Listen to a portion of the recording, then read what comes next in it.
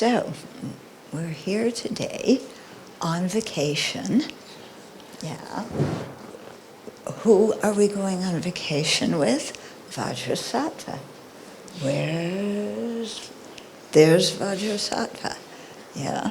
So when we do retreat, we leave behind a lot of the stuff that we worry about and are distracted by during our regular life. And we really focus on the Dharma. And so the theme of this particular retreat, because retreats can have different themes, is the meditation on Vajrasattva. Okay? So I will, I think all of you have the text for the sadhana. It wasn't printed, but I created QR codes so they have them on their phones. Okay, yeah. So you have them on your phones. I know everybody has a phone.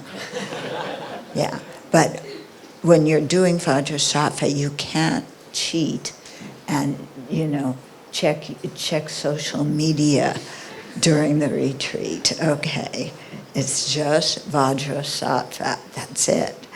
Yeah, so we'll focus on Vajrasattva's practice. He's the one manifestation of the Buddha, and his speciality is purifying negative karma. Yeah, so it could be the negative karma from transgression of your 5 precepts or monastic precepts, transgression from the bodhisattva vows, and for those of you who have tantric commitments and tantric vows, it helps to purify that. Okay. Now, people often ask, how does purification work? Yeah. Well, you go abracadabra, sis boom ba, and negative karma is gone. No, it's not like that. Okay.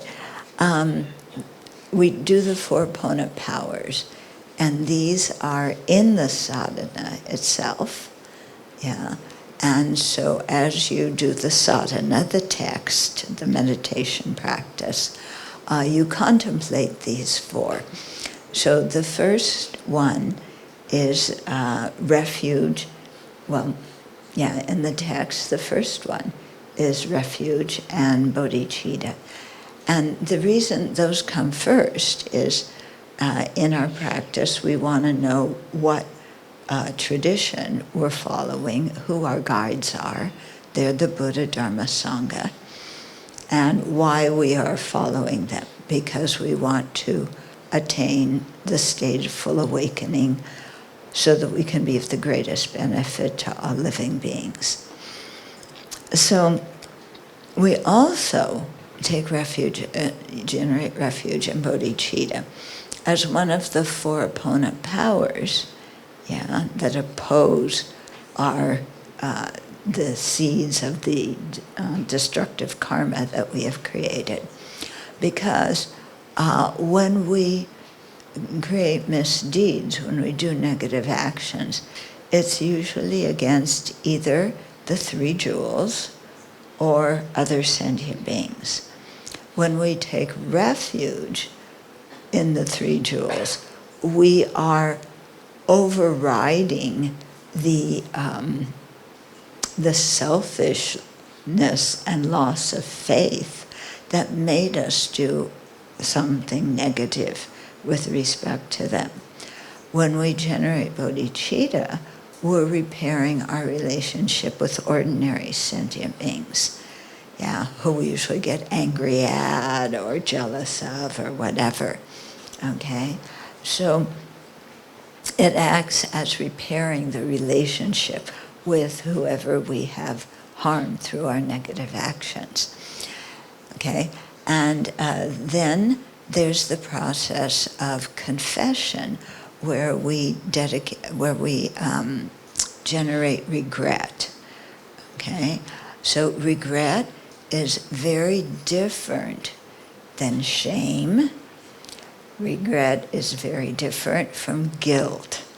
Yeah, because both the kind of what we call toxic shame, there's a good kind of shame and a bad kind of shame. You know, the good kind of shame is you know you can do better and you feel bad because you didn't. But the bad kind of shame is, oh, something's really wrong with me, and you know, I'm just damaged goods. There's no way I can attain awakening. Yeah. So when we generate regret for our negativities, we shouldn't beat ourselves up. Yeah, with all sorts of negative talk about how bad I am and things like that. We also shouldn't feel guilty. Yeah, so guilt is different than regret. Yeah, and here's the difference. If there's a stove that has a hot burner on it, and you can't see that the burner's hot, somebody turned it off so it's not red, and you accidentally touch the burner, yeah, do you regret it? Yes. Do you feel guilty? No.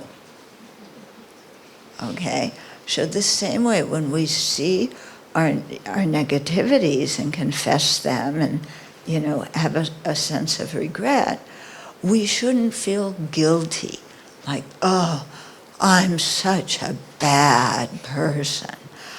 I don't want anybody to know what I did, because then everybody will know that how corrupt I am. And then you get into this really depressed state of mind. Okay? Who's the star of the show when you get into that state of mind? Who are you thinking about most when you feel guilty? Ourselves, aren't we? I'm so bad, I'm so terrible. How could I have done that? Oh, people won't like me. Oh, I really betrayed trust. I'm really so bad. This is terrible. And we dig ourselves into a psychological hole. Yeah, and become depressed, and it's very difficult to get out of that mental state because we keep telling ourselves this same lie that somehow we're so bad. Okay, we're not bad. We made a mistake. Okay, there's a difference between being bad and making a mistake.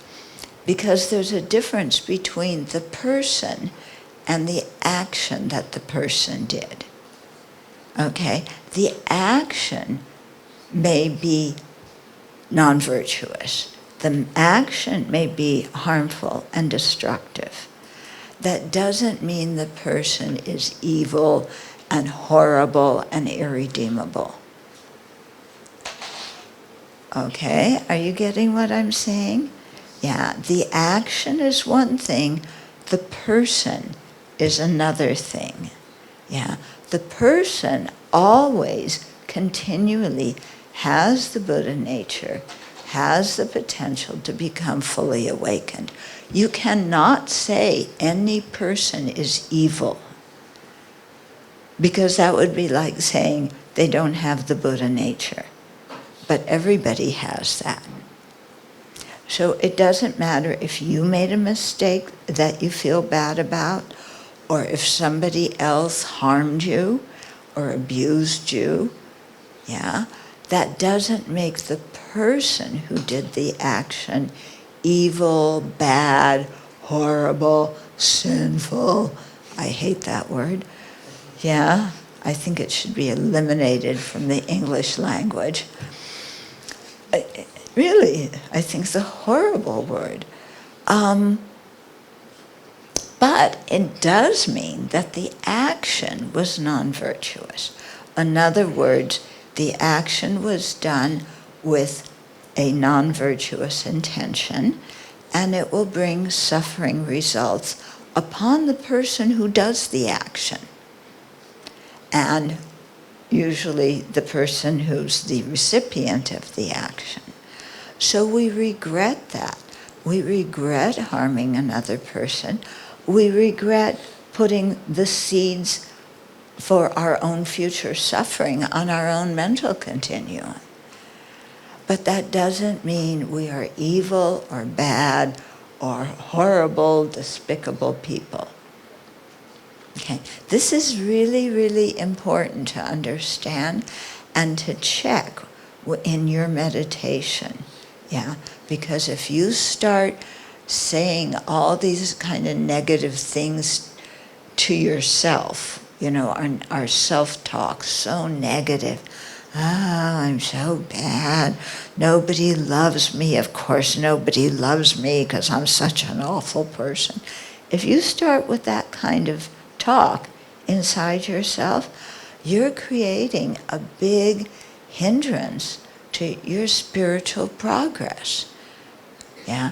Why? Because when we have that kind of talk, we run it on a loop.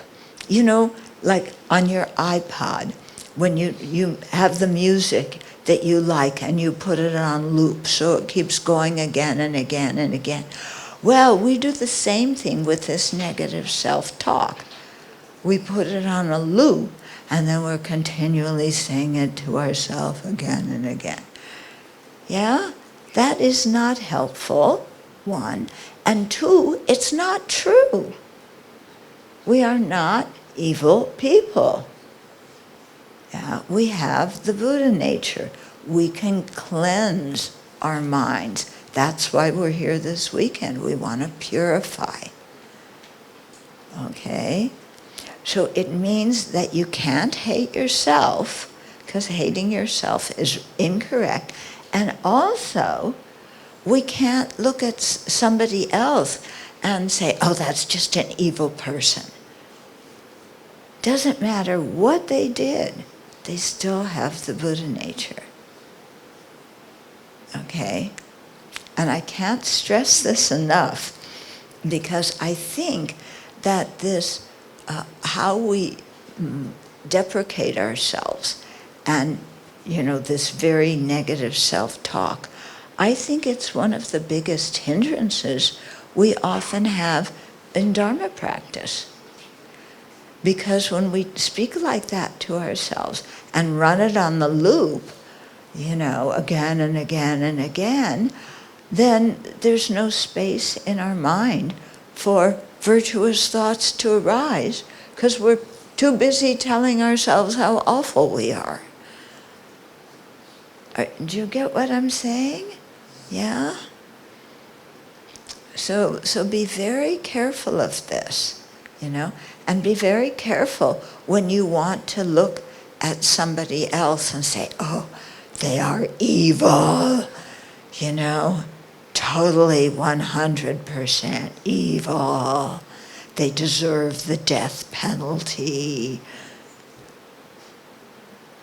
Wow, what kind of karma are we creating when we want to inflict death on somebody? Is that a virtuous state of mind?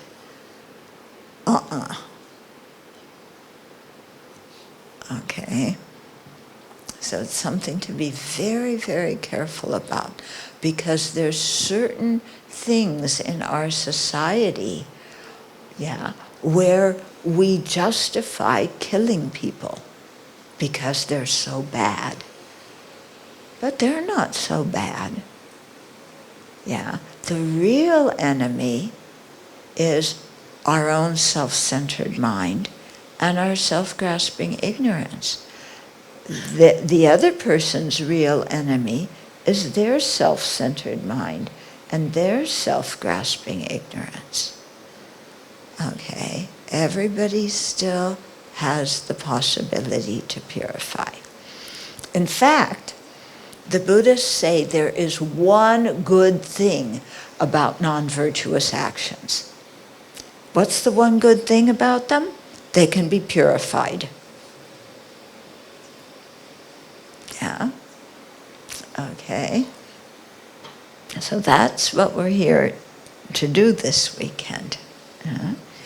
Then, so that's the second part of the purification process, the 4 opponent powers. The third one is doing some kind of virtuous action.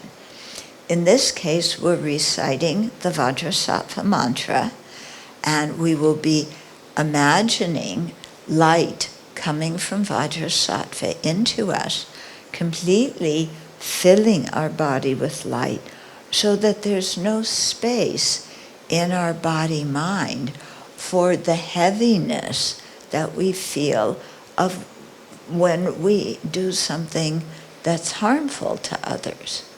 Yeah. So we visualize that light purifying us. We recite Vajrasattva's mantra. Yeah. And then the 4th opponent power comes after that, when we make some kind of determination not to do the action again. Okay.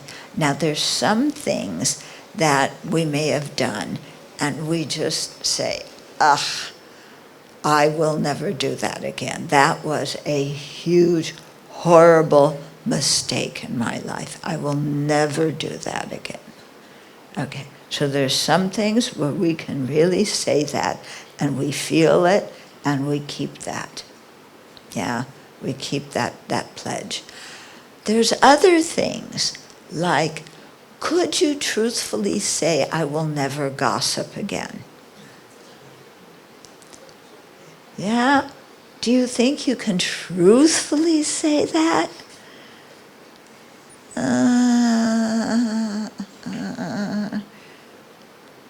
Did you hear what he did?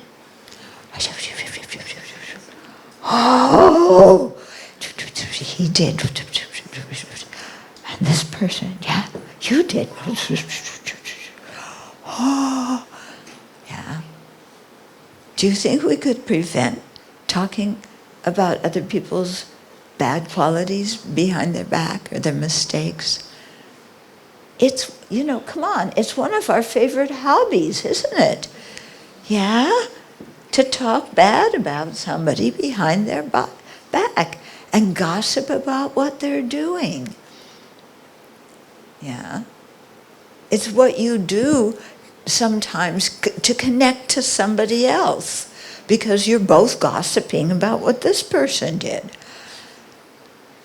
Yeah. Can you really say that you're going to be so, mindful of what's going on in your mind that you will never do that again? I don't think so. Yeah. Me too, if I'm honest with myself, yeah. Sometimes a little bit of gossip. Yeah. But, so then, in those cases, we can't truthfully say, I will never do that again. So we think of a certain period of time that we feel confident of and say, okay, for the next hour, I will not gossip. And you take out your duct tape. Okay?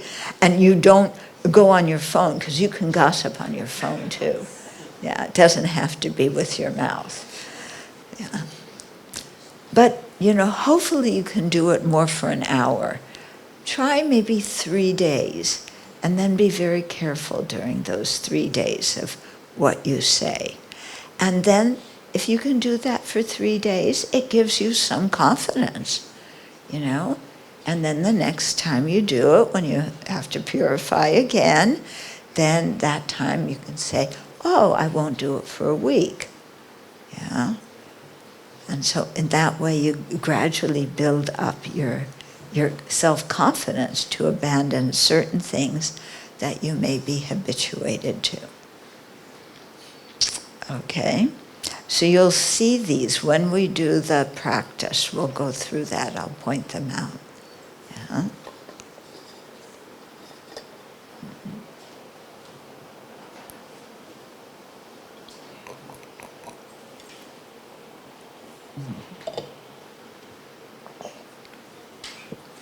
How many of you know the long Vajrasattva mantra? Okay, a number of you do. How many do not know the long Vajrasattva mantra? Okay. So what I will do is we'll go through it, step by step. I think in the sadhana there's the translation of it, right? I haven't put them, but I can put the... Yeah, because it was in the Pearl of Wisdom. Does anybody have the Pearl of Wisdom book with them?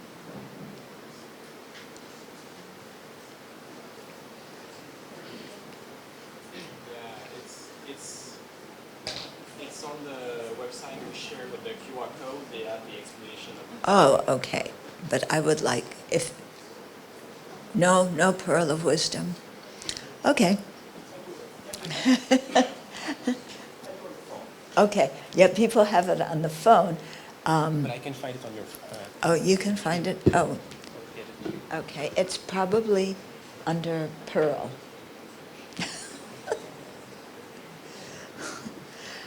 Yeah, I know it by heart, but whenever I have to say it out loud in front of a group, blank, you know?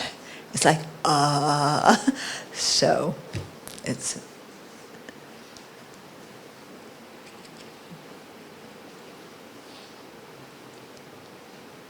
He can find things on my iPad that I can't, yeah.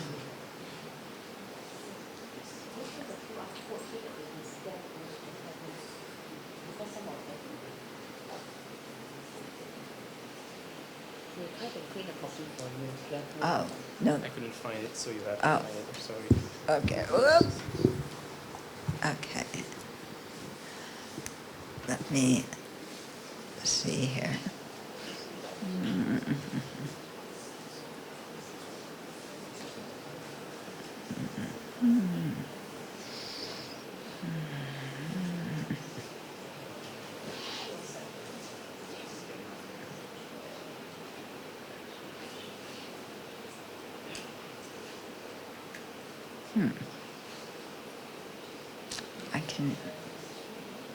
I can never, you know, people say that Mac things are intuitive. I guess I have nothing intuitive. Oh, because I can never figure things out. I think I'm cannot connect to server. No, that's okay. I'm gonna do something for you.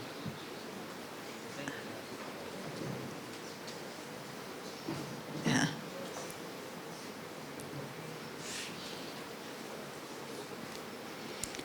I know it by heart. You know, because in the Tibetan tradition, when we do preliminary practices, we do certain practices 100,000 times.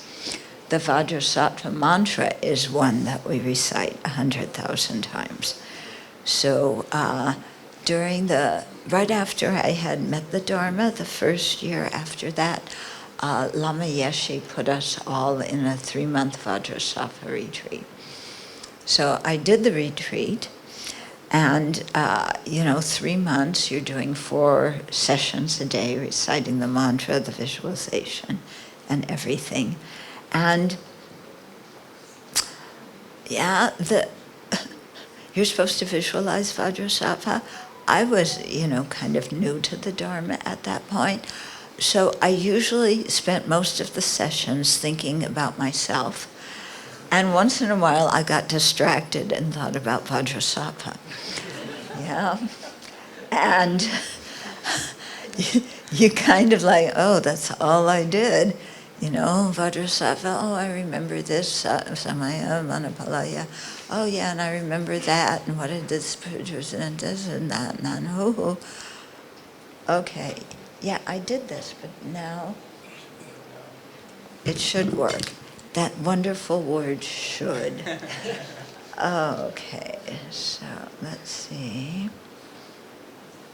Oh, you know what? It may, here, Pearl of Wisdom. Is this the text or just the cover? It's just the cover. I can just scan the QR code and add it. Okay, or also, wait, let me see if I go backwards.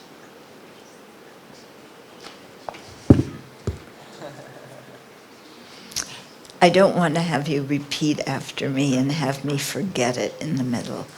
Okay.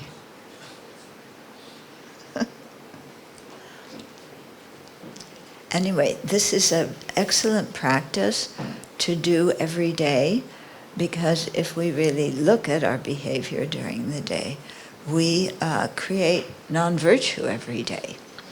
So we need to do some kind of purification every day. Okay, here it is.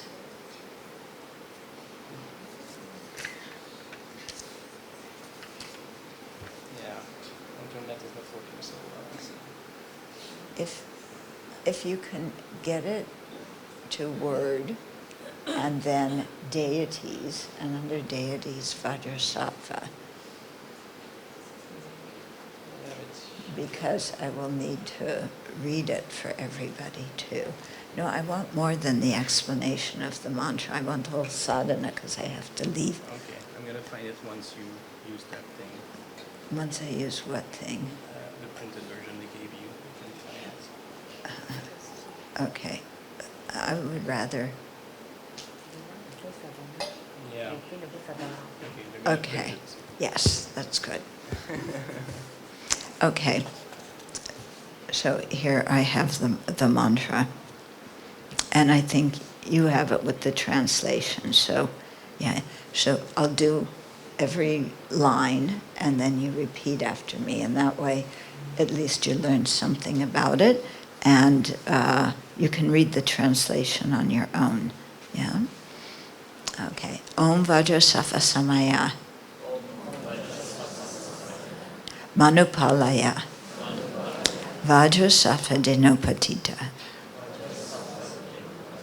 Didu Meboa. Subhakaya Meboa. No, that one was Sutokaya Meboa.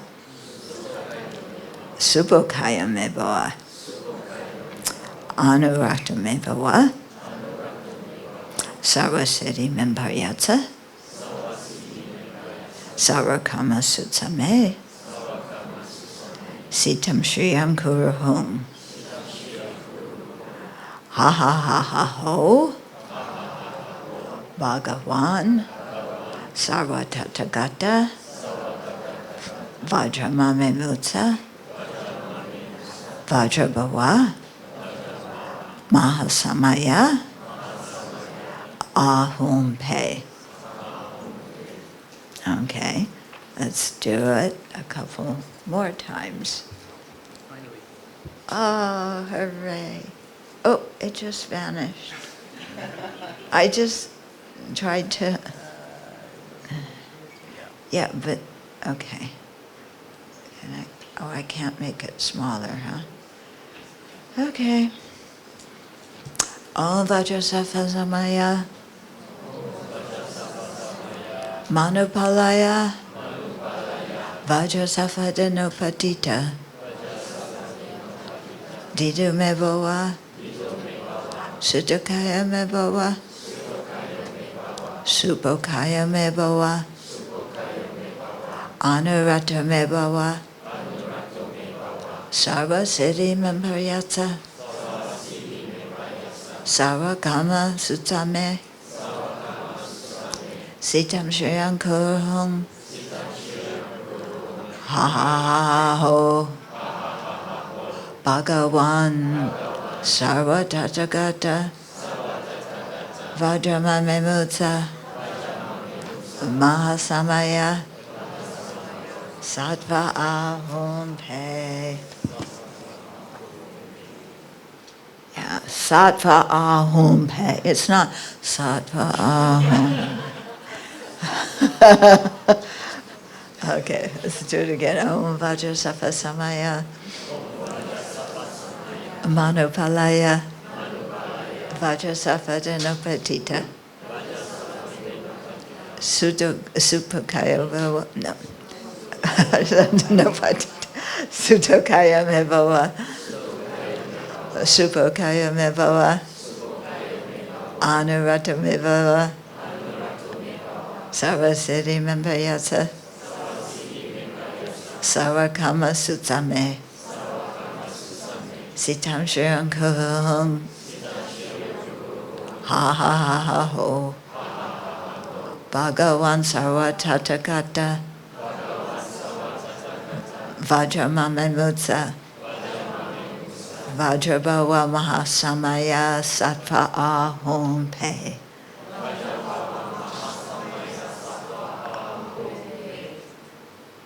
Okay, shall we try it? Let's do the whole thing all together. Yeah. Om Vajrasattva samaya manupalaya Vajrasattva dhanupatita Tita me bhava Supakaya me bhava Supakaya me bhava Anurata me bhava Sarvasiddhi me bharyasa Sarvakama sutame Sitam shriyan kuruhung ha ha ha ha ho Bhagavan sarva tathagata Vajramame mutsa Vajrabhava mahasamaya sattva ahom pe. Good. Good. Okay.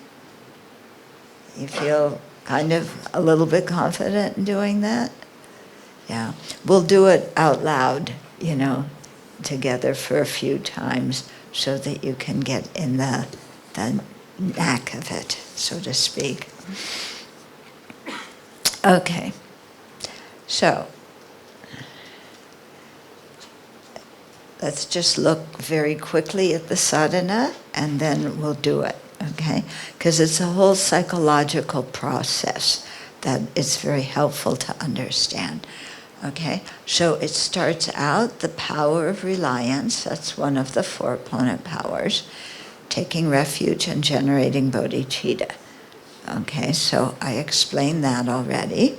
So you start out, visualizing Vajrasattva, visualizing an open white lotus on top of your head, a little bit above, and then there's a moon disk, and then Vajrasattva sits on top of that.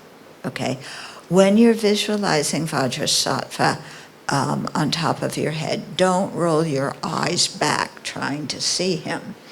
Okay, just imagine.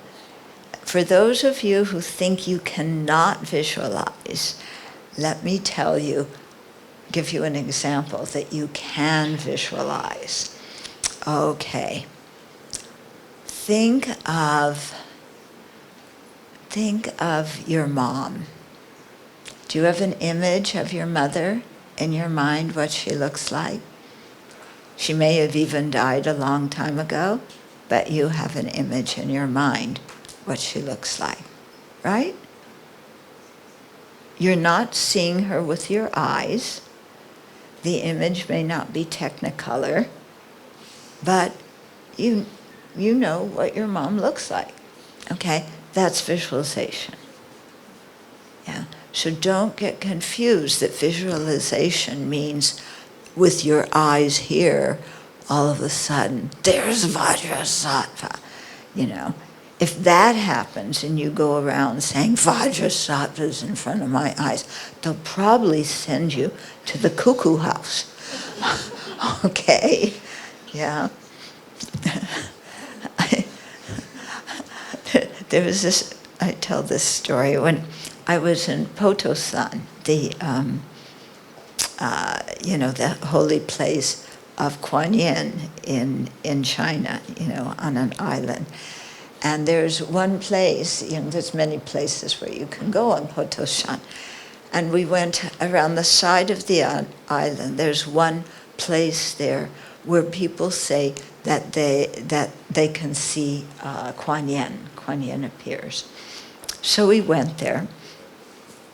And there were some other people with us, they not with us, with our group, but they were, other people visiting that cave.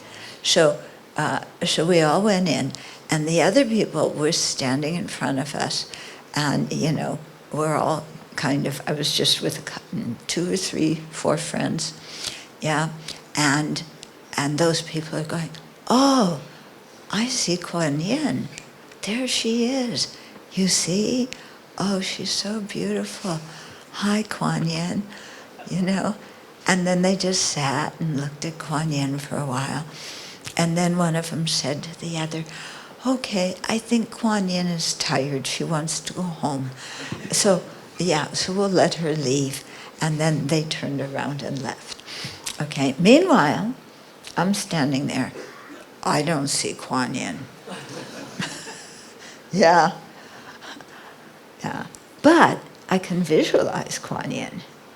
Yeah. With my mind's eye, I know what Kuan Yin looks like. Okay? So with your mind's eye, you know what Kuan Yin looks like? Yeah. Are you imagining thousand-armed Kuan Yin? Yeah. Seated Kuan Yin? What's she holding? You can do any of them. Yeah. Kuan Yin appears in many, many different forms. Here, okay, the Tibetan name for Kuan Yin is Chenrezig. Okay, Sanskrit name is Avalokiteshvara. Here we're visualizing, in particular, the Tibetan version of Kuan Yin with 1,000 arms. But if you prefer to visualize another form of Kuan Yin that you're used to already, that's fine. Okay? The important thing is when you visualize, imagine Kuan Yin, that you really have the feeling. This is the purpose of the visualization. It's not to see her with your eyes and go like this, Kuan Yin, come on, you're blurred. Dial. Can I turn the dial and make you clearer? No, you're trying to generate the feeling in your heart of being in the presence of Kuan Yin. Like, what would it feel like to be in the presence of Kuan Yin, of somebody who had that kind of compassion for everybody, no matter how those people acted, no matter whether you like them or don't like them, or regardless of whether that person believes in Kuan Yin or doesn't. Yeah, to just feel like you're in the presence of somebody with that kind of open-minded love and compassion for everybody. Yeah, that they never stop having. Okay, so you cannot make Kuan Yin mad. Okay, you may do things that disturb a friendship or disturb a marriage, but you cannot break up with Kuan Yin. Yeah, you can break up with your girlfriend, your boyfriend. You cannot break up with Kuan Yin, because no matter what you do, Kuan Yin has compassion for you. Yeah, and whenever Kuan Yin looks at you, whenever Chenrezig looks at you, they look at you with eyes seeing beauty. Yeah, because Kuan Yin, before Kuan Yin became a Buddha, was just like us and practiced all the Buddha's teachings about how to generate love and compassion and bodhicitta. So, when Kuan Yin was still a childish sentient being like us, we hung.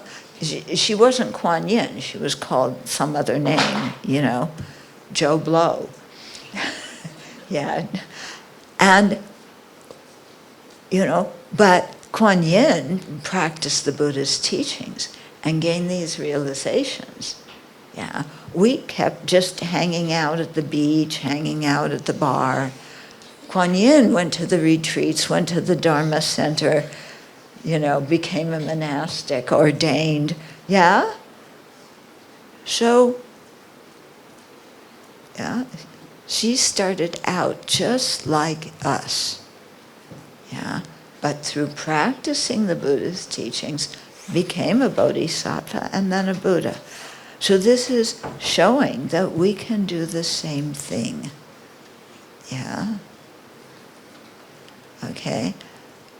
So it may be hard. I know for me, when I first started doing visualization, to picture somebody always looking at me with kindness, that was initially a little bit hard, because so often in our families, in our school, in our workplaces, people look at us with expectation. Yeah, they want us to be something. They want us to do something. Yeah, and then it feels a little bit uncomfortable if somebody has a lot of expectations of you and you're not sure that you can meet them. The nice thing is, Kuan Yin, Chenrezig, doesn't have expectations of us. Kuan Yin's compassion is unconditioned. Yeah? Okay.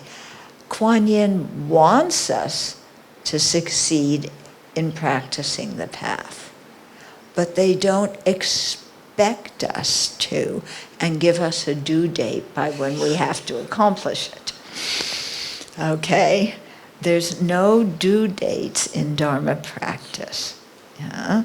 So we should never compare ourselves to other people, because people practice at different rates.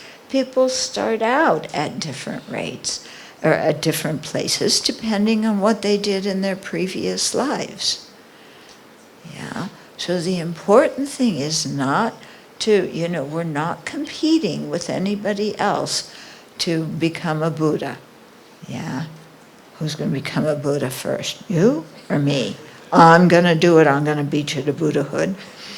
Yeah. And then the other person says to you, okay, when you become a Buddha, help me get out of samsara. Then you go, oh, I don't want to do that. That requires time, overtime. Yeah. I don't get paid for overtime. I mean, look what they give me here. Oh, this place is better than the last place. Yeah, last place, they gave me one old pear. These people are more generous. Look. Yeah, there's a pomelo and some oranges and some peaches, and it looks like maybe some Indian sweets, some gulab jam, and some apples and some kiwis. Wow, I struck it big, Kuan Yin says. Yeah. Do you think Kuan Yin needs all of that? Do you think Kuan Yin is going to like you more if you give her more offerings? No, she doesn't care.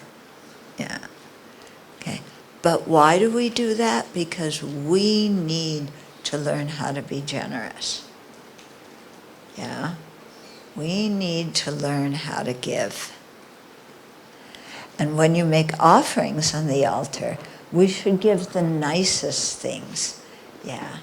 So not the old pear. Yeah. That's no longer crispy.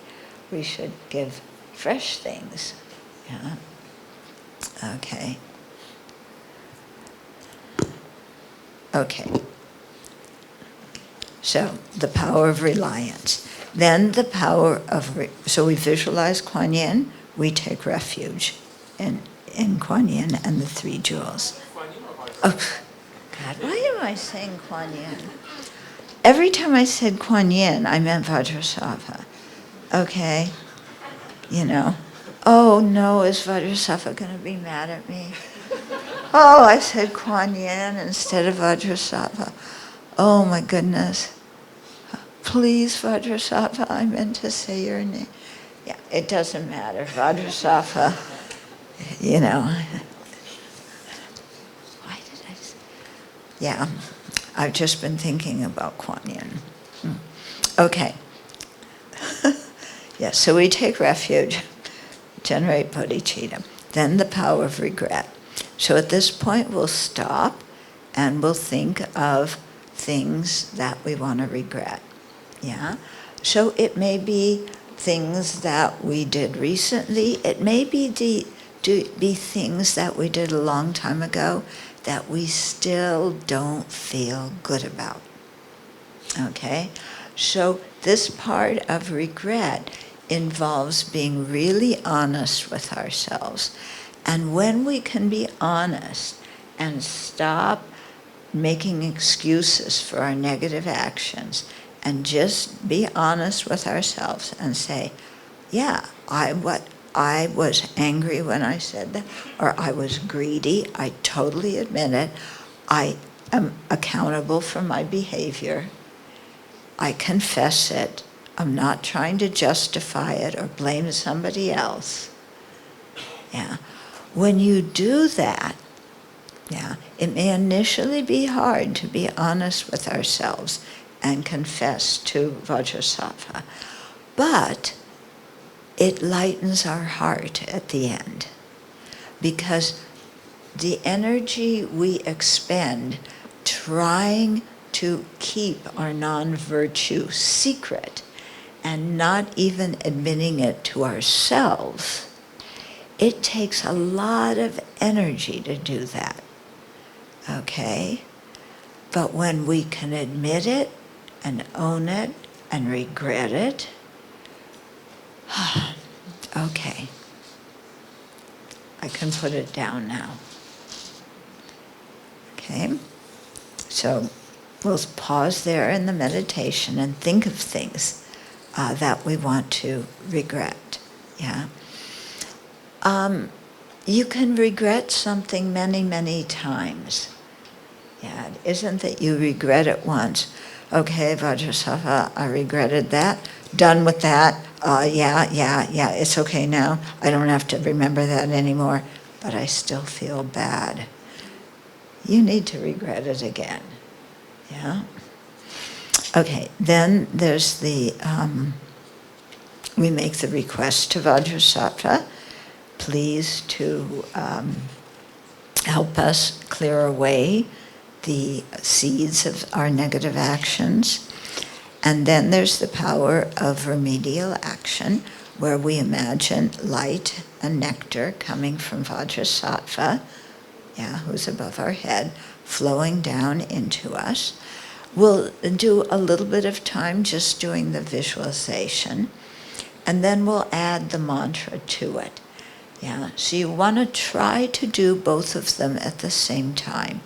But if it's hard to do both the visualization and the recitation at the same time, then it's fine to emphasize one, and maybe not do the other for a while. Or you do them both at the same time, but one is prominent and the other is kind of not as prominent. Like maybe you're focusing on the visualization, but you're still reciting the mantra, but you're not paying so much attention to the mantra because you're focusing on the visualization. Or sometimes you really focus on the sound of the mantra, but you still, think that there's some light and nectar coming into you. Okay. Then, the text describes different kinds of visualizations for purification. Yeah. You can do any of them you want. When I lead it, I'll choose one, and we'll do that one. Okay. And then after we stop the mantra recitation and visualization, then we make a determination to not do the action again. And we imagine that Vajrasattva says, far out, I'm so glad you did that. Yeah, of course, Vajrasattva says it, my spiritual child of the essence. Vajrasattva says it in Dharma language. What Vajrasattva is really saying is, yeah, you did it. Don't continue beating yourself up about it. Yeah, congratulations. High five, Okay, and then we dedicate the merit. Okay? Any questions so far?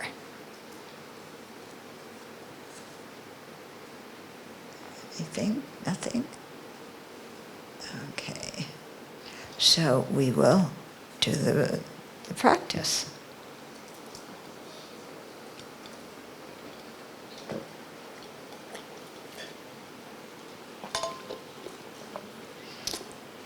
Oh, you have a question? Yeah? Mm-hmm. Do we have a mic? Yeah, there's a couple of questions here.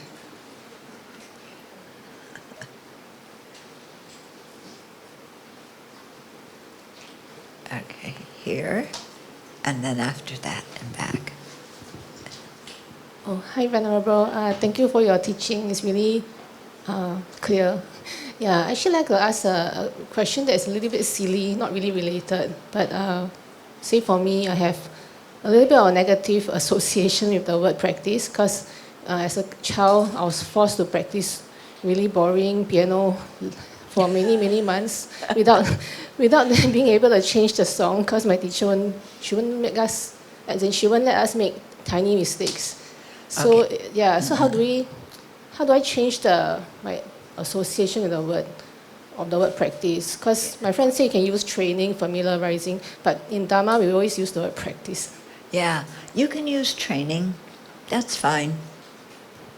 Yeah, you can say to yourself training, because that's what we are doing. We're training ourselves in thinking differently. Yeah, we're training ourselves in the Buddhist teachings. Good morning. I've started my personal Vajrasattva practice, and the one that I've memorized, in place of Vajra, it says Benza. Ah, okay. And secondly, the syllables in mine are a little bit differently put together. Yeah. So I've got a rhythm going on now, and this Uh-huh. one is kind of like Yeah. messing with my mind. Okay. Firstly, is it okay to go Benza and not Okay. Vajra, and then the syllables? Okay, Benza. I started out with Benza too, because that's how Tibetans pronounce Vajra. How they got Benza, I have no idea. You know how Vajra becomes Benza? I don't know. Okay, but the Sanskrit is Vajra. They often say if you learned it a certain way from your teacher, it's fine to say it the way your teacher taught it. Yeah? Or if you want to, correct the pronunciation to how an American pronounces Sanskrit. How you say Sanskrit in Singlish. Okay? Yeah. What does Vajrasattva become in Singlish? Yeah? Can. Oh, Vajrasattva la. Can. Okay, so you can do either one. That's fine. Yeah.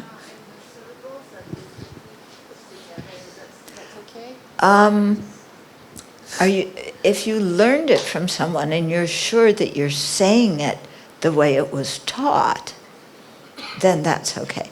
But if you're not sure, then you might want to use this version because It's from our temple, so I yeah, guess it's yeah. okay. So Right, if thank it's you learned it from a teacher, that's okay.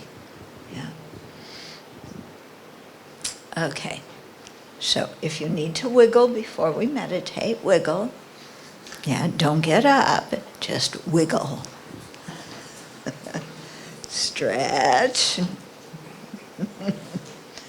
Okay.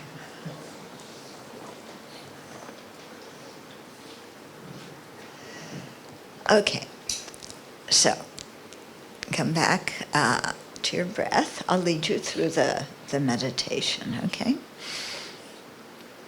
So come back to your breath. Focus on your breath for a minute or two. Let your mind relax.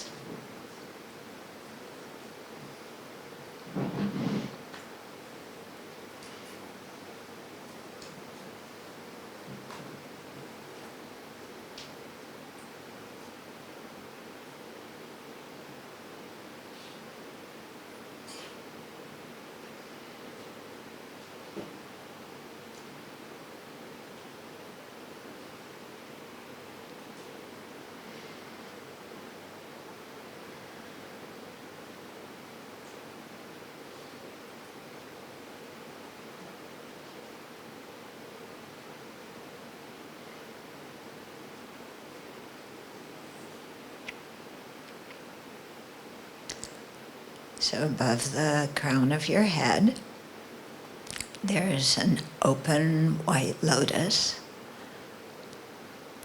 And on top of that, there's a flat moon disk. So your whole visualization is made of light.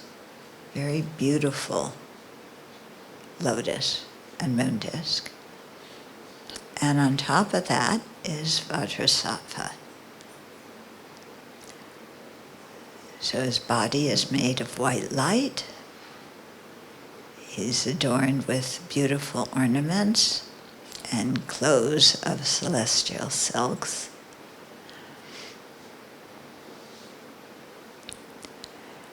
His two hands are crossed at his heart, with the left hand closer, the right hand a little further.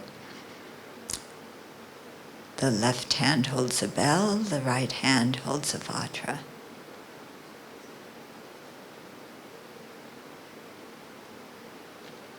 At Vajrasattva's heart, there's another flat moon disk, and on top of that is the seed syllable hum, standing upright at the middle, at its center. And then the letters of Vajrasattva's 100-syllable mantra standing clockwise around the edge.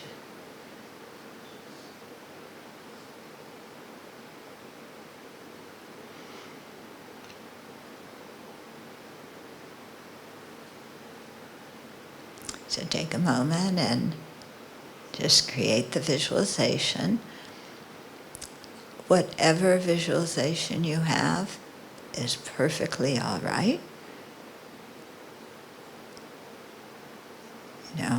Don't expect to see everything clearly, but the important thing is that you really feel like there's this wise and compassionate Buddha on the crown of your head.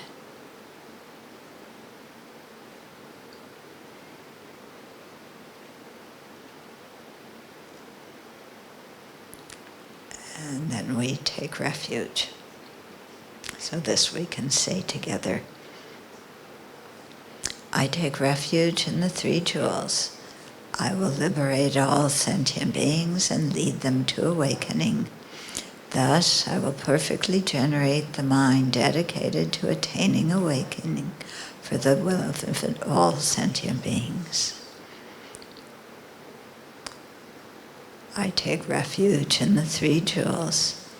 I will liberate all sentient beings and lead them to awakening. Thus, I perfectly generate the mind dedicated to attaining awakening for the benefit of all sentient beings. I take refuge in the three jewels. I will liberate all sentient beings and lead them to awakening. Thus, I perfectly generate the mind dedicated to attaining awakening for the benefit of all sentient beings. Okay. Now, we'll take a few minutes and think of things from the past that you regret having done, and generate genuine regret. Don't blame anybody else. that doesn't mean that you're responsible for everything in a confused situation, but you regret your part of it and you're clear about what your part was. So it could be physical, verbal, or mental actions. So spend some time doing this.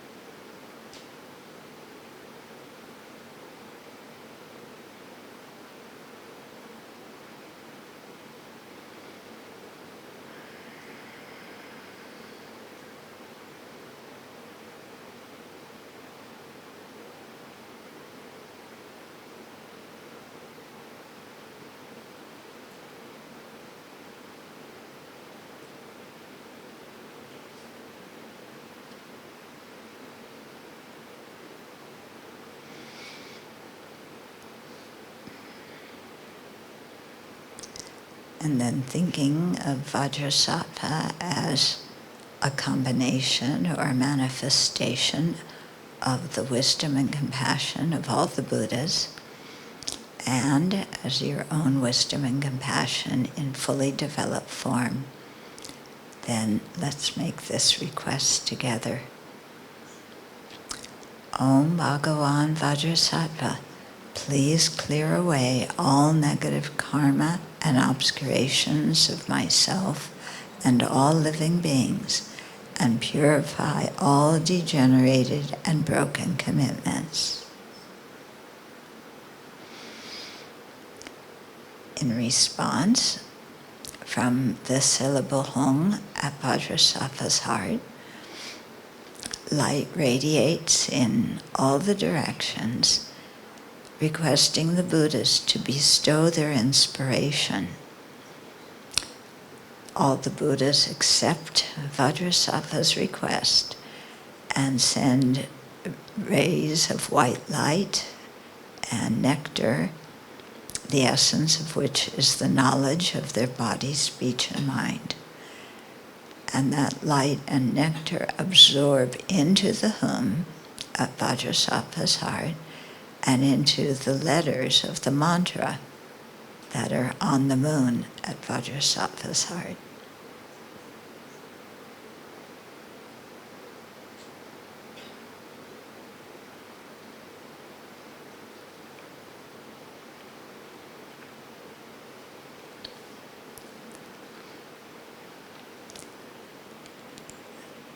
The light and nectar then fill Vajrasattva's entire body,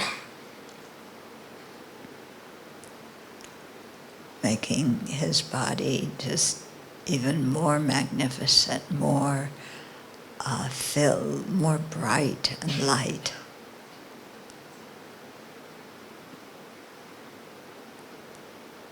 And then the light and nectar starts flowing from Vajrasattva's heart into his body, and then from his body down into your body.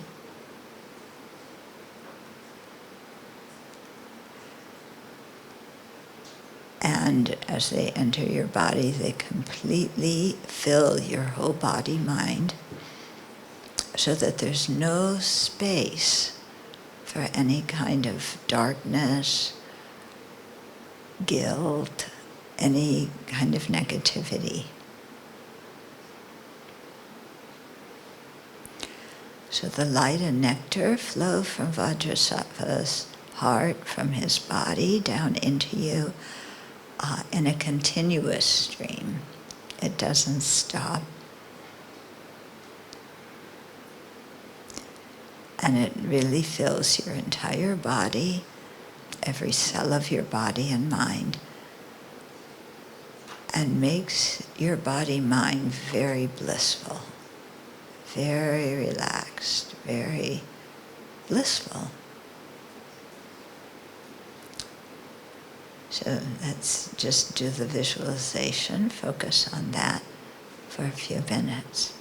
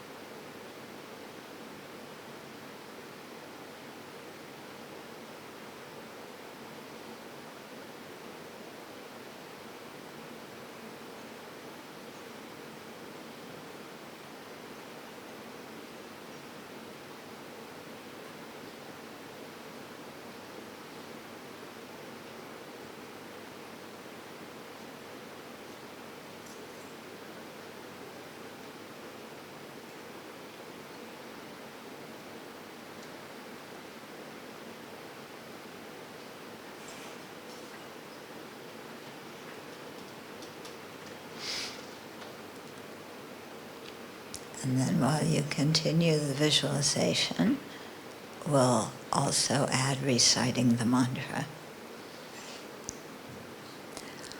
Om Vajrasattva Samaya Manupalaya Vajrasattva Denupatita Dida Mebawa Sutakaya Mebawa Supakaya Mebawa Anurata Mebawa Sarva Siddhi Mempariyasa Sarva Kama Sutame Sitan Shayankara Ha Ha Ha Ho Bhagavan Sarva Tathagata Vajraman Memutsa Vajrabawa Mahasamaya Sapta Ahom Pe Om Vajrasattva Samaya Manupalaya Vajrasattva Dhanupatita Tita Mebawa Siddhakaya Mebawa Supakaya Mebawa Anurata Mebawa Sarva Siddhi Mempariyasa Sarva Kama Sutame Sitan Shayankara Ha Ho Bhagavan Sarva Tathagata Vajrama Memutsa Vajrabawa Mahasamaya Sattva Ahom Pe Om Vajrasattva Samaya Manupalaya Vajrasattva Dhanupatita Dita Mebawa Sutakaya Mebawa Supakaya Mebawa Anurata Mebawa Sarva Siddhi Mempariyasa Sarva Kama Sutame Sitan Shayanka Ha Bhag Sarva Tathagata Vajrama Memutsa Vajrabawa Mahasamaya Sattva Ahom Pe Om Vajrasattva Samaya Manupalaya Vajrasattva Dhanupatita Dita Mebawa Siddhakaya Mebawa Supakaya Mebawa Anurata Mebawa Sarva Siddhi Mempariyasa Sarva Kama Sutame Sitam Shriyanka Ha Ho Bhag Sarva Tathagata Vajrama Memutsa Vajrabawa Mahasamaya Sattva Ahom Pe Om Vajrasattva Samaya Manupalaya Vajrasattva Dhanupatita Dita Mebawa Sutakaya Mebawa Supakaya Mebawa Anurata Mebawa Sarva Siddhi Mempariyasa Sarva Kama Sutame Sitan Shayanka Ha Bhagavan Sarva Tathagata Vajrama Memutsa Vajrabawa Samaya Sattva Ahom Pe Om Vajrasattva Samaya Manupalaya Vajrasattva Dhanupatita Tita Mebawa Siddhakaya Mebawa Supakaya Mebawa Anurata Mebawa Sarva Siddhi Mempariyasa Sarva Kama Sutame Sitan Shayanka Ha Ho Bhagavan Sarva Tathagata Vajrama Memutsa Vajrabawa Samaya Sattva Ahom Pe Om Vajrasattva Samaya Manupalaya Vajrasattva Dhanupatita Tita Mebawa Siddhakaya Mebawa Supakaya Mebawa Anurata Mebawa Sarva Siddhi Mempariyasa Sarva Kama Sutame Sitan Shayanka Ha Bhagavan Sarva Tathagata Vajrama Memutsa Vajra Mahasamaya Sattva Ahom Pe. Okay, so continue silently, although you can move your lips when you do it, to say the Vajrasattva mantra and do the visualization. So we'll continue with that for a few minutes.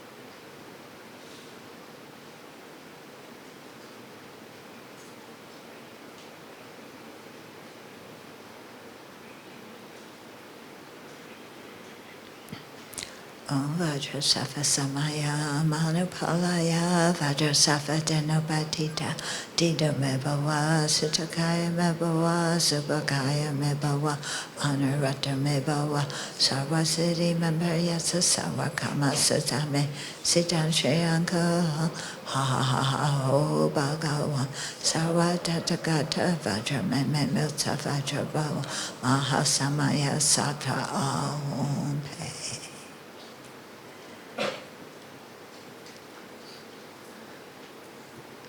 Okay, so really again feel that light nectar filling your whole body mind,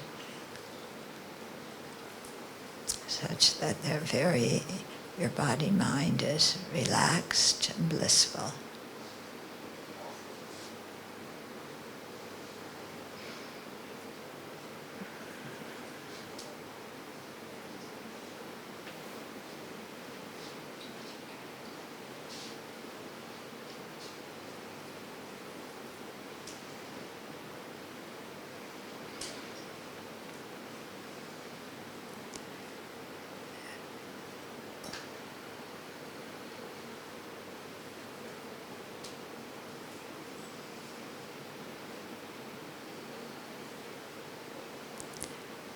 And then for the power of determination, we say to Vajrasattva, through ignorance and delusion, I have broken and degenerated my commitments.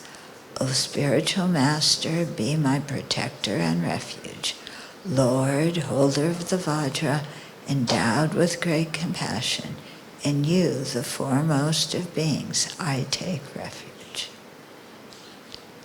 And then make the determination, I shall do my best not to do these destructive actions again in the future. So really feel that you said that you have purified and cleared up these things. And then Vajrasattva is very pleased and says to you, my spiritual child of the essence, all your negativities, obscurations, and degenerated vows have now been completely purified. So really take that in. Think they've now been completely purified.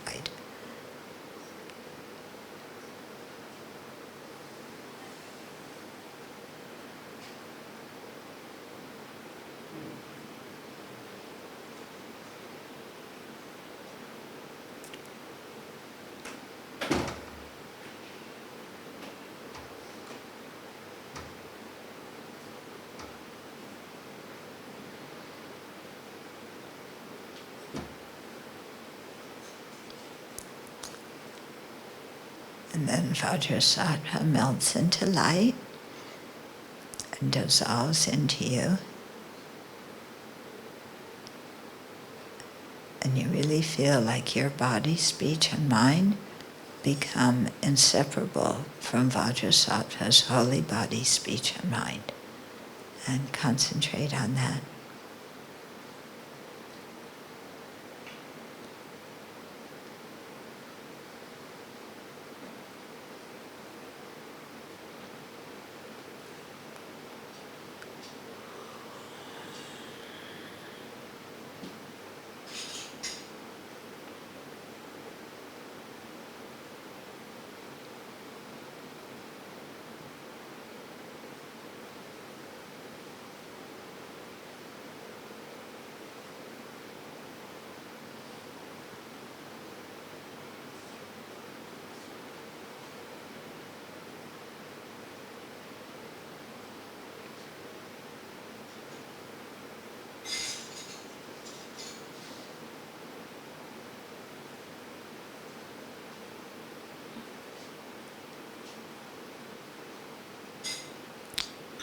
And then we dedicate the merit. Due to this merit, may we soon attain the awakened state of Vajrasattva, that we may be able to liberate all sentient beings from their sufferings. May the precious Bodhima, not yet born, arise and grow. May that born have no decline, but increase forevermore.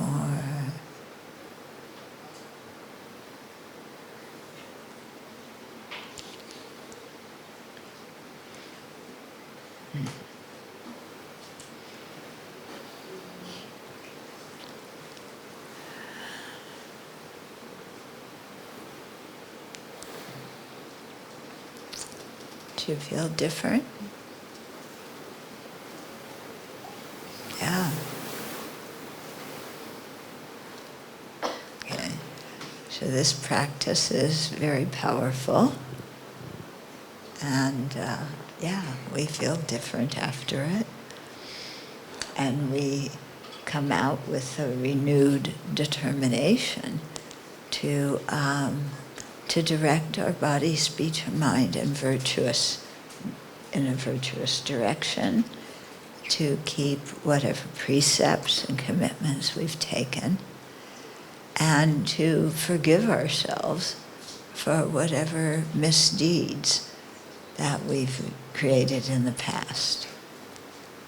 Mm-hmm.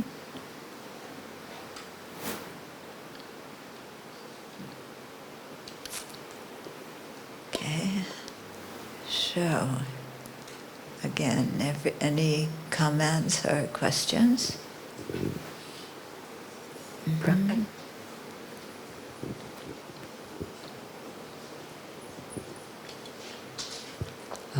Before we visualize Vajrasattva, should we meditate on emptiness and dissolves the environment into emptiness first? Then Vajrasattvas arise from within emptiness? It's not necessary, but you can definitely do that. There's no harm to meditate on emptiness and then think that Vajrasattva arises within that emptiness. In the sadhanas, it often says that the deity manifests out of emptiness, but I think it's more correct to say the deity arises within emptiness. The deity doesn't stop being empty. Okay.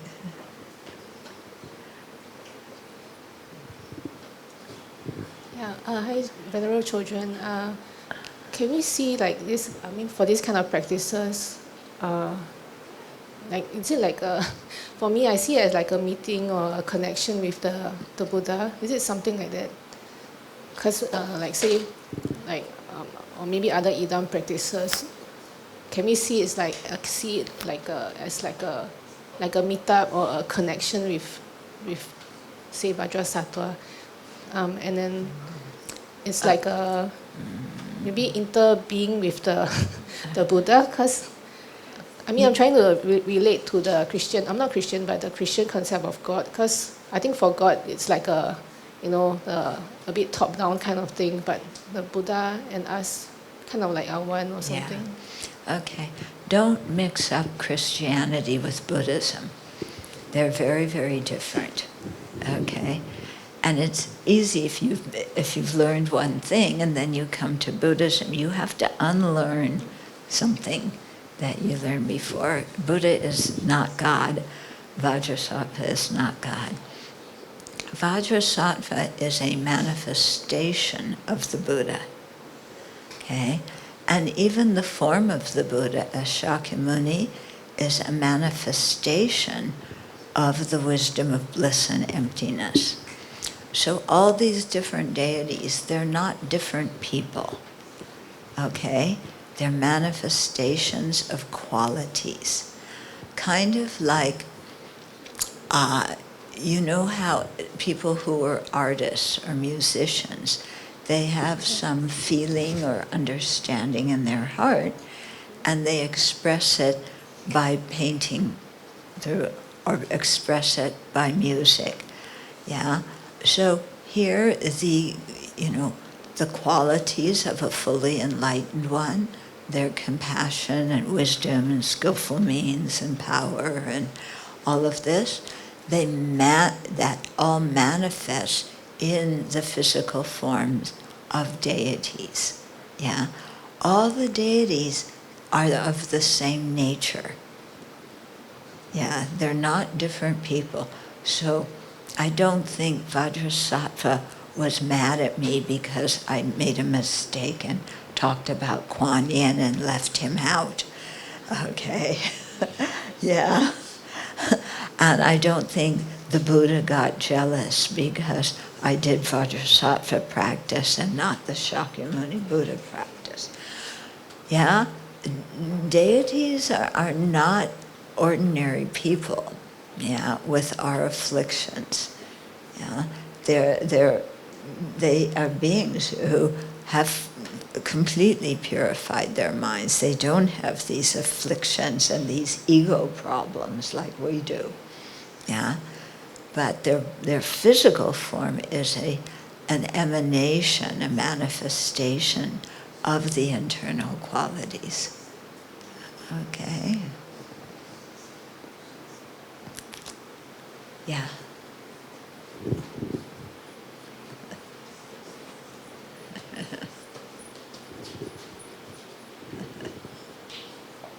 Venerable, I have a question. I would like to ask any reason that Vajrasattva we usually visualize Vajrasattva for purification.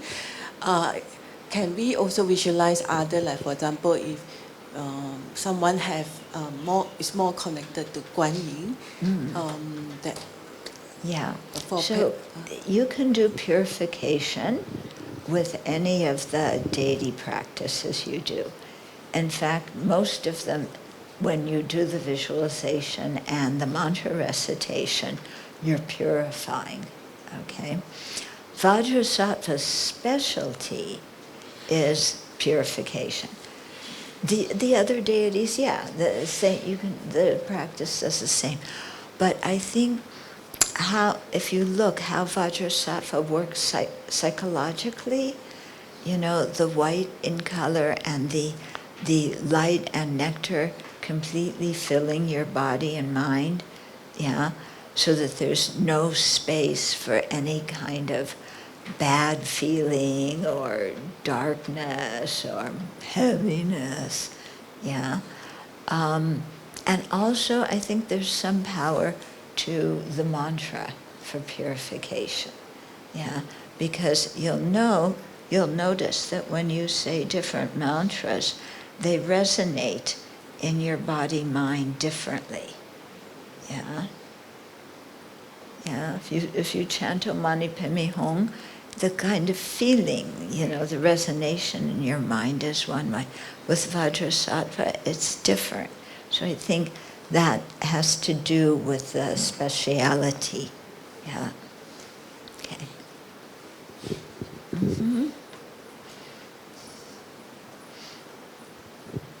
Venerable, what is the connection between Kuan Yin and Vajrasattva? The connection is that they're just manifestations of the same blissful wisdom and compassion. Okay? And these different manifestations have different specialities.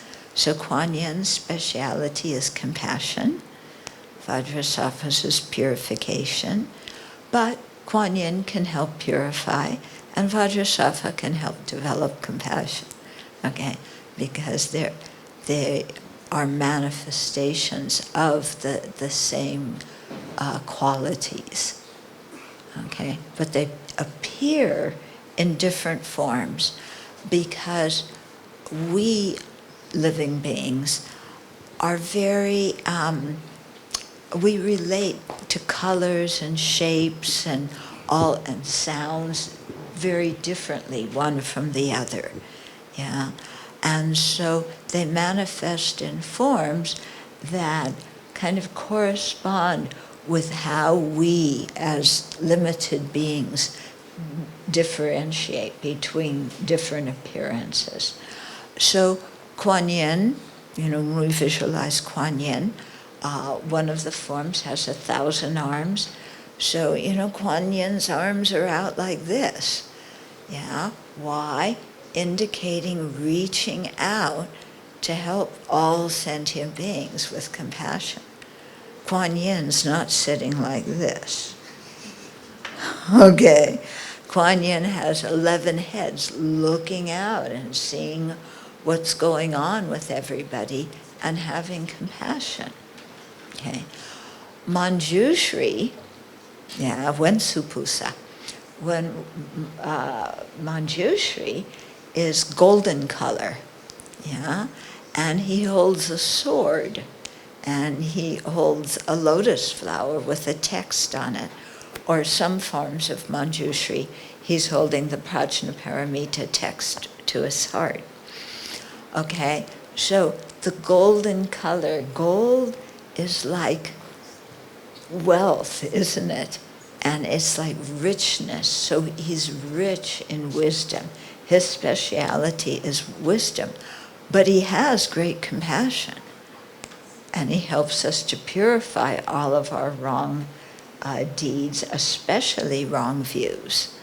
Yeah, he holds his hand in his hand. He holds a sword. Yeah, he's not trying to kill anybody. Don't be afraid of him. He's not trying to kill anybody. The sword symbolizes cutting our ignorance, cutting our wrong views. Yeah. Cutting these things so that they no longer afflict us and enabling us to see with this brilliance of his wisdom, how things actually exist. And he does that with a compassionate motivation. What does he particularly want us to understand? The nature of reality. Where is that explained? In the Prajnaparamita text, the perfection of wisdom text. So that's why on this left hand, holding the stem of a lotus flower, and on top of that you have the Prajnaparamita text. Okay, so these things are symbolic of the different different qualities. Yeah, but the qualities are the same. Okay. Medicine Buddha, Medicine Buddha. I think in the Chinese he's holding an alms bowl in both hands, right? Yeah. In the Tibetan, he's holding an alms bowl in his left hand, and then his hand on his knee, his right hand on his knee. Okay. So in the bowl that Medicine Buddha is holding is the nectar, and you imagine that this is the nectar of healing. Now, it can heal physical ailments, but it also heals all of our anger. It heals our greed and clinging. It heals our jealousy, our paranoia, our pride. Yeah, it heals all these afflictions, mental afflictions that afflict us, that afflict our mind. Yeah, and also physical afflictions that afflict our body. Okay, and so the deep blue color, he's a royal blue color. Yeah, isn't the blue color of Medicine Buddha? I think that color is just so beautiful. Yeah, you can just rest in this rich royal blue color, and and he heals. So you really, when you do Medicine Buddha practice, you're focusing on healing your afflictions, healing any physical ailments. Okay.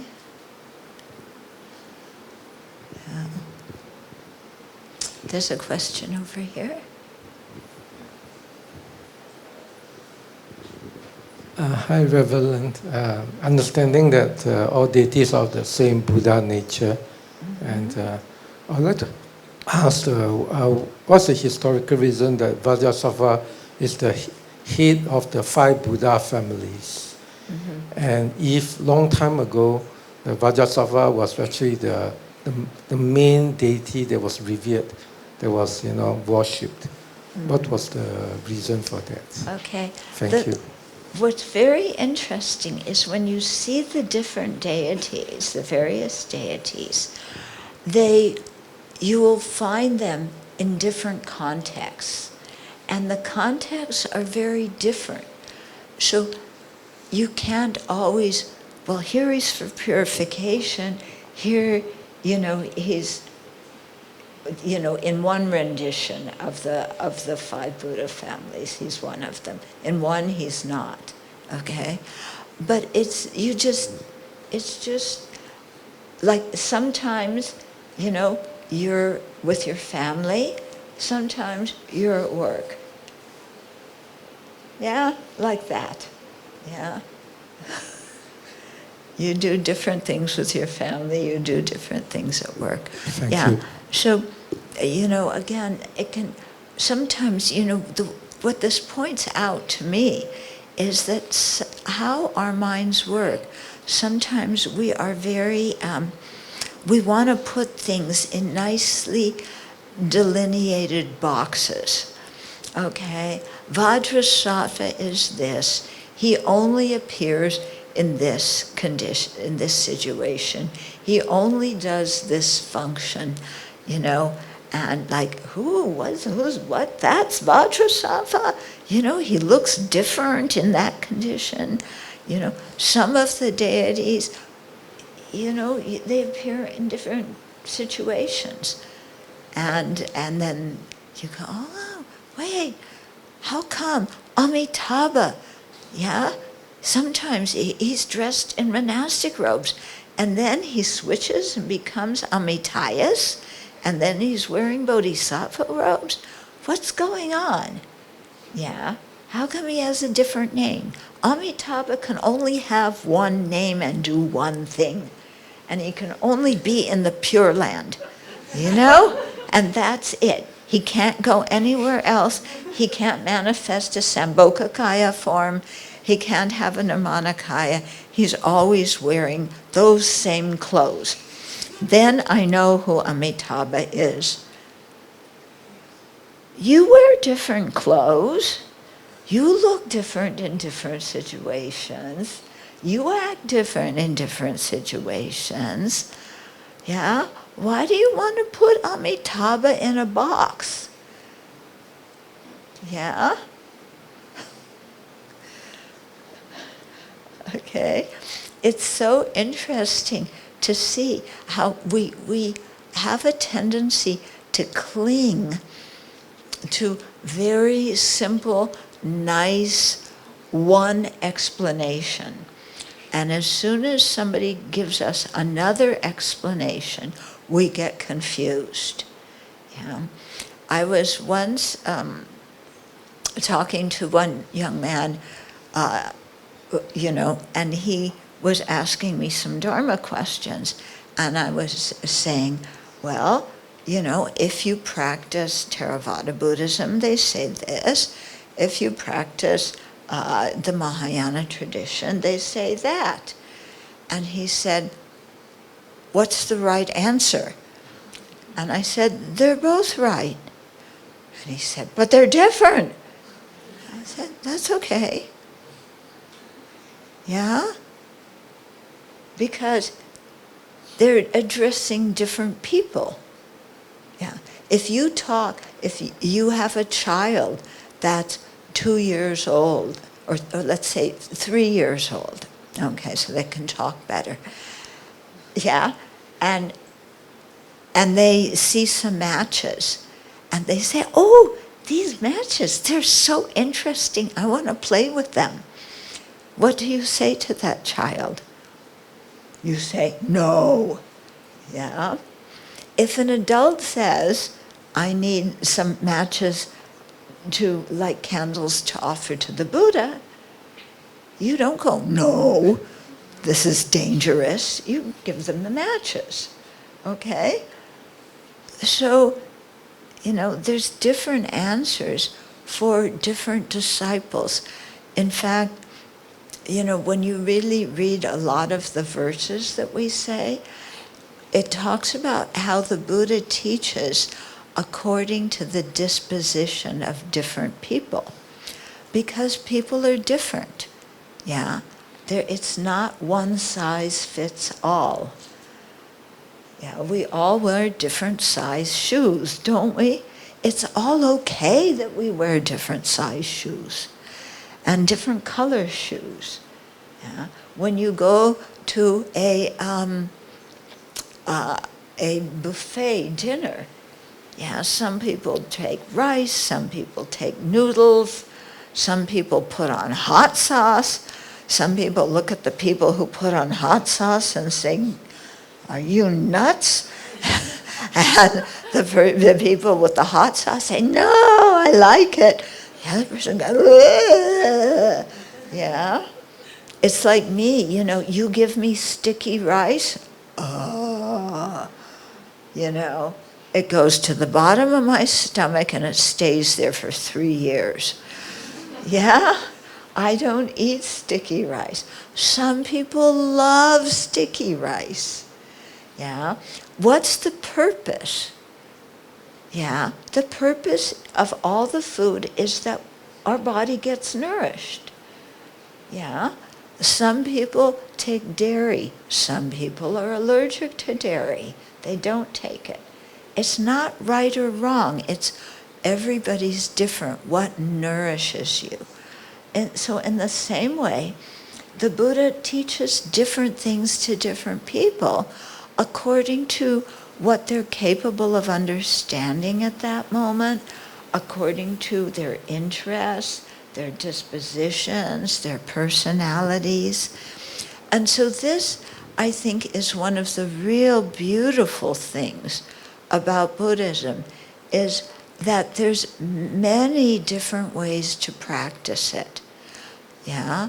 So we can't say, my form of Buddhism is the one best way, and everybody must practice it. And if you don't, do you know where you'll be reborn? You sinful, unbelievable, unfaithful person. Does the Buddha say that to people? No. Yeah? The Buddha gives teachings, many different kinds of teachings. Some people resonate with this teaching, some people resonate with that teaching, some people want to be Muslims, some people want to be Jews, some people want to be Christians, some people want to be Baha'i. There's so many different religions. Isn't that nice? Because it's suitable for different people. Yeah? And as long as somebody learns some kind of ethical conduct and tries not to harm others and practices some form of love and compassion and forgiveness, that helps them. Yeah? Not everybody needs to be like us. Yeah? And we don't, as Buddhists, we don't threaten anybody. Yeah? You've got to believe in the Buddha or else you're going to hell and you will burn for eternity. I sat next to, I have some kind of karma that I often wind up sitting next to evangelical Christians on long airplane flights. Yeah, and they always try and convert me. I mean, I'm wearing robes. I'm clearly of another religion. What are you trying to convert? So I'm sitting next to one person, and one man, and so, he's trying to do the usual thing, and, God loves you, Jesus loves you, but you have to believe, otherwise you go to hell, that kind of stuff. Yeah. Which I don't believe at all. Yeah. Personally, I think somebody made it up. Yeah. But I'm polite. I don't say that to that person because he believes and it helps him. Okay? But then when he gets to the part of, I'm really, because I'm putting up some resistance to his proselytation. And he says, I'm really telling you this out of compassion because I don't want you to burn in hell after you die. And I said, oh, thank you very much. However, I do my best to keep good ethical conduct. I don't kill. Yeah. I don't steal. I am celibate, so obviously I don't sleep around. I don't lie.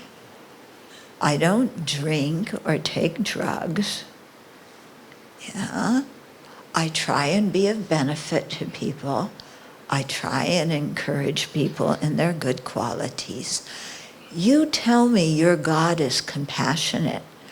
Why would your God send me to hell to burn in pain if I keep good ethical conduct? Would he do it just because I say I'm a Buddhist instead of I believe in Jesus? Would he do that? You told me he's compassionate. He didn't know what to say. Yeah. Because I gave him a logical argument, And then it was very interesting. Then we were silent for a while. And then, when the plane landed and we were getting our luggage, he looked at me and he said, maybe I pushed too much. So I thought, okay, he learned something useful. Yeah, he learned something useful. Another time I was sitting next to a young man. He was a teenager. And sometimes, they're the real, fired up. And, can I give you, I want to tell you all about Jesus. I said, it's okay. Yeah. I grew up with, I lived in a Christian neighborhood. And the religion I grew up with doesn't believe in Jesus. I didn't grow up as a Buddhist, but the religion I grew up with, Judaism, they don't believe in Jesus. So I said, but, my friends told me, you don't need to tell me. And he said, can I give you some books to read? And I said, well, I have some Buddhist books here. Yeah, if you want to do a trade, and you give me books and I give you my books and you read my books, then yeah, we can do that.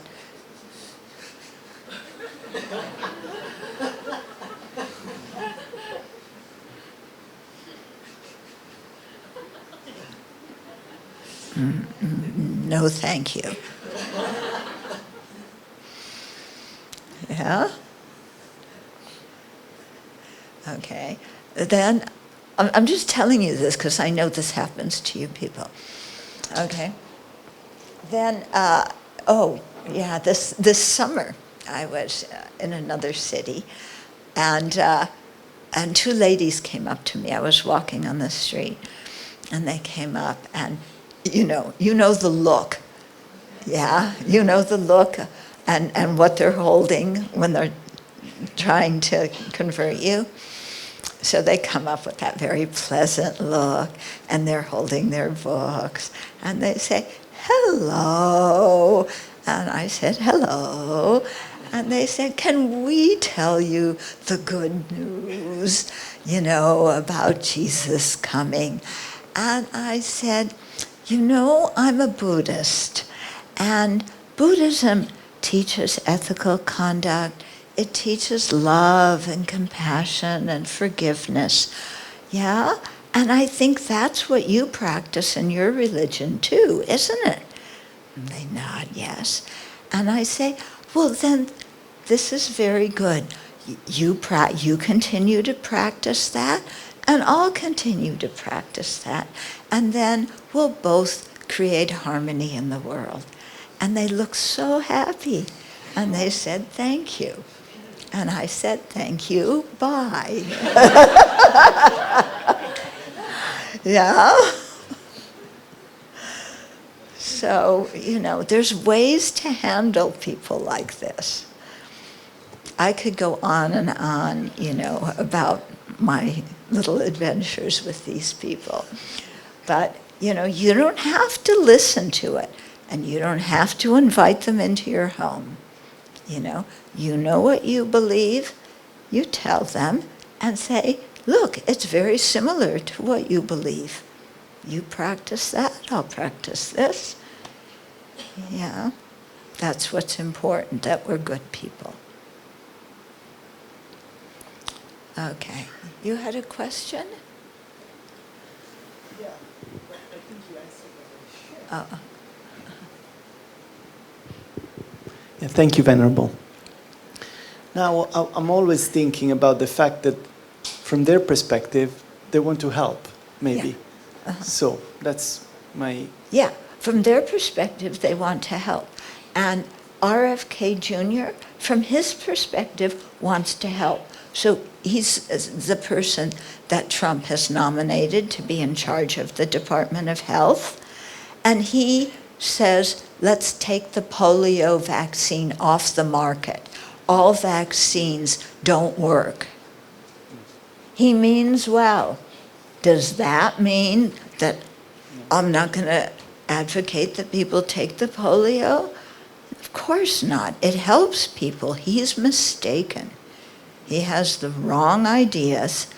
If he came here, I would say, yes, thank you very much. However, I have a different opinion.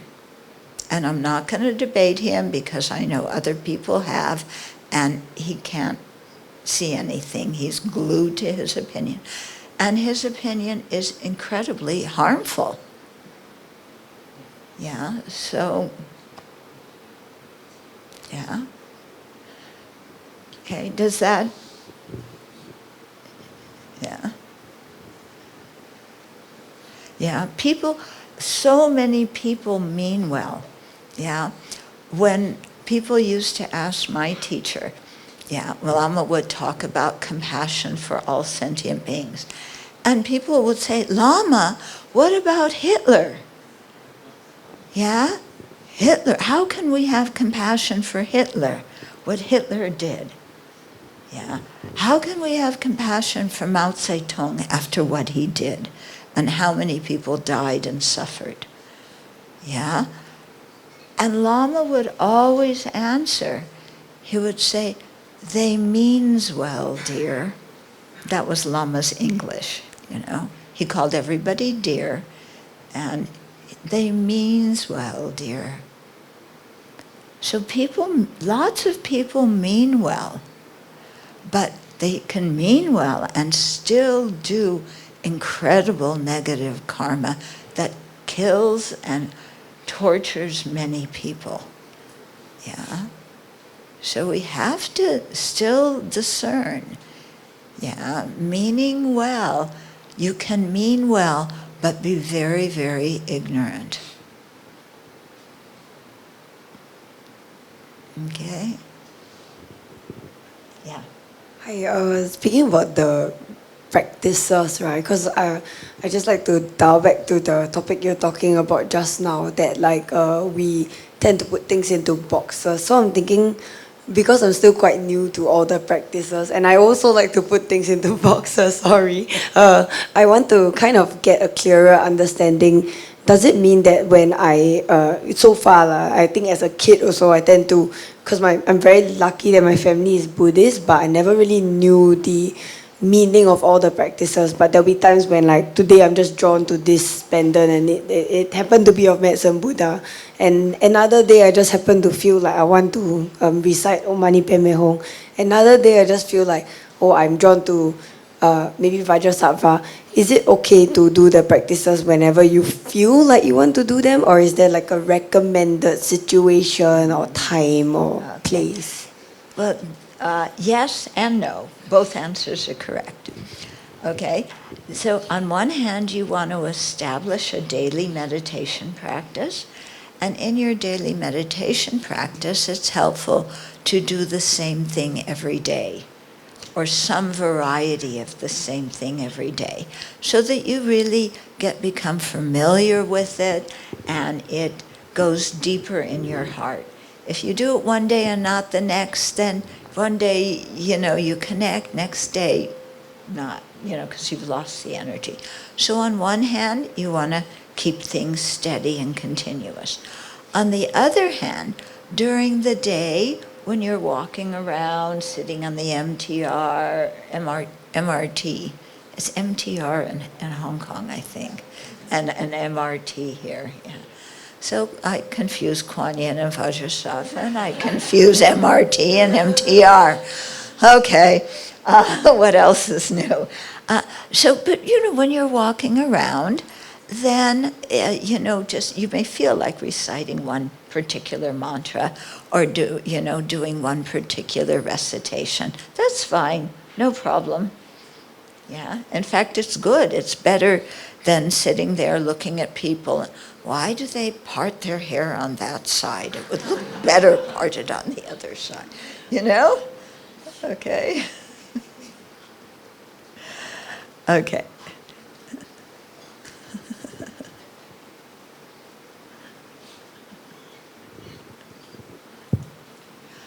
For Vajrasattva, is it disrespectful if you're chanting it while you're doing housework like sweeping and mopping, but you're doing it with pure intent? Yeah, you can do these practices. It doesn't mean that you don't. She'll get the mic, don't worry. In fact, when you're cleaning, it's very good to recite Vajrasattva, and think that you're cleaning away all the imprints of negative karma from the minds of sentient beings. Yeah, because you're vacuuming, you're polishing, you're washing dishes, cleaning the bathroom, and you think, it's like, I want to become like Vajrasattva, cleaning the minds of sentient beings. Yeah. So it's very good to do that, Sure, why not? Sorry, one more question. Hi, Venerable. Is this... The mic isn't on. Hello. Hello. Yeah, Yeah, hi. okay. Sorry, hi, Venerable. One more question. Is this practice a form of shamatha meditation? Shamatha. Is it like shamatha meditation? If you want to do shamatha, which is the practice of developing concentration, you can do that using Vajrasattva as your object of concentration. In which case, you can keep Vajrasattva on your head, or if it's easier, put Vajrasattva in front of you, and that will be your object of meditation that you keep coming back to again and again and again. And there, if you're doing shamatha meditation, you would follow all the instructions for how to do shamatha meditation. Okay? So this isn't shamatha meditation, what we went through? Not the way we're doing it, but if you want to, when you visualize Vajrasattva, not do visualization, not do mantra, just focus on the image of Vajrasattva and not get distracted. And you do that for a while, that period of time would make it shamatha meditation.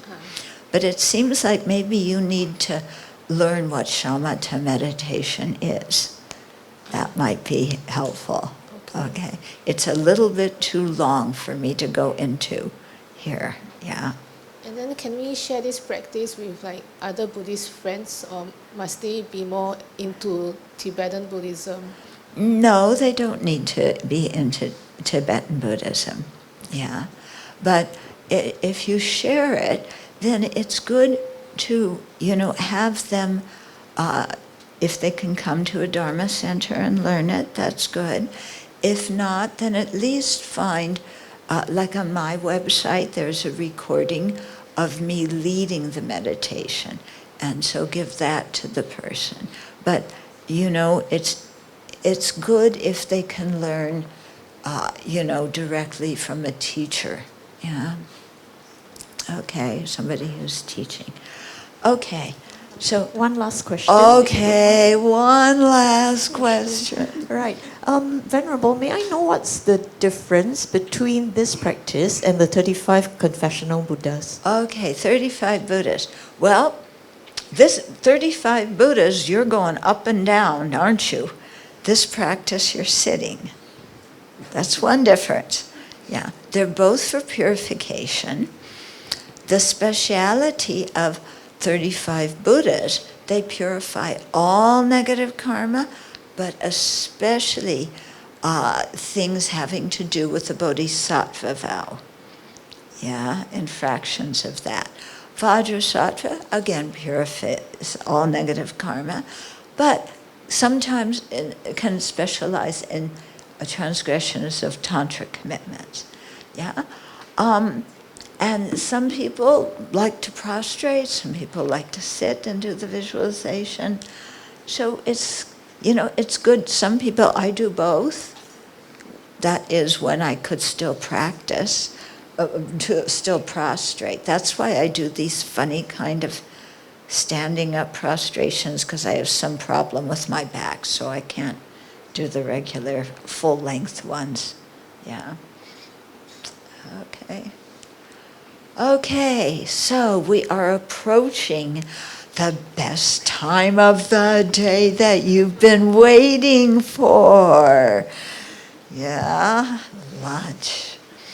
So, let us dedicate the merit again, and then we will offer the food. And then I think lunch is, there's box lunches for everybody, yeah, that have been offered, right? Yeah. So, if you're eating food that's been offered by people, really dedicate the merit for the kind people who are sponsoring your lunch. Yeah. Okay, so first the dedication to Vajrasattva. Due to this merit, may we soon attain the awakened state of Vajrasattva, that we may be able to liberate all sentient beings from their suffering. May the precious Bodhi not yet born arise and grow. May that born have no decline, but increase forevermore.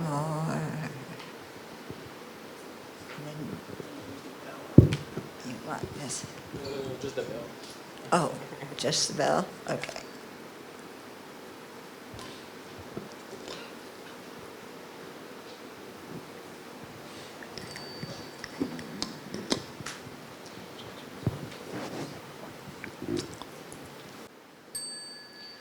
I contemplate this food, treating it as wondrous medicine to nourish my body.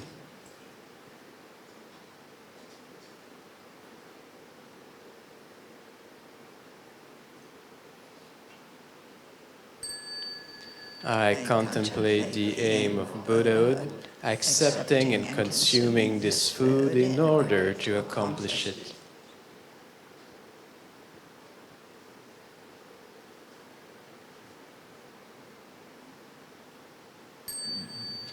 Oma, Om, Oma, Om, Oma, Om. Great compassionate protector, all-knowing teacher, filled of merit and good qualities, vast as an ocean, to the Tathagata I bow, to purity freeing from attachment, to virtue freeing from the lower realms, unique, supreme, ultimate reality. To the Dharma that is peace I bow. Having freed themselves, showing the path to freedom too. Well established in the trainings, the holy field endowed with good qualities. To the Sangha I bow. To the Supreme Teacher, the precious Buddha. To the Supreme Refuge, the holy precious Dharma. To the Supreme Guides, the precious Sangha. To all the objects of refuge we make this offering. May we and all those around us never be separated from the triple gem in any of our lives. May we always have the opportunity to make offerings to them. And may we continuously receive their blessings and inspiration to progress along the path. By seeing this food as medicine, I will consume it without attachment or complaint, not to increase my arrogance, strength, or good looks, but solely to sustain my life.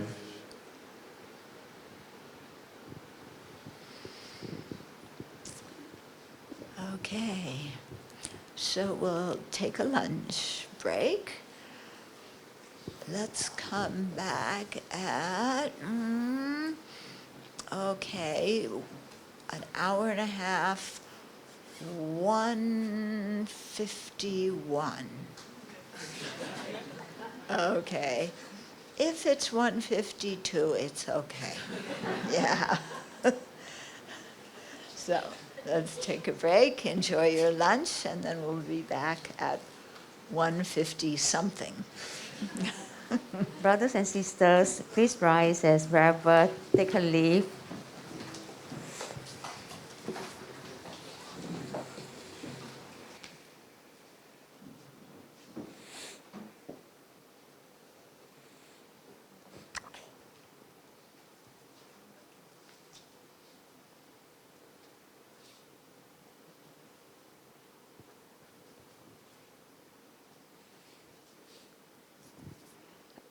Okay, today is Dongzhi and we celebrate Dongzhi, which is winter solstice. Usually around the 21st to 23rd of December, and is observed on the longest night of the year, symbolizing the victory of light over darkness. Dongzhi also represents that the days will start to give longer and bring a sense of balance and harmony to people's lives. Traditionally, the Dongzhi festival is a time for families to get together. One of the activities that occurs is the making and eating of tang yuan, or the glutinous rice balls, which symbolizes reunion, tuan tuan, yuan yuan. As most of us here are long-time students of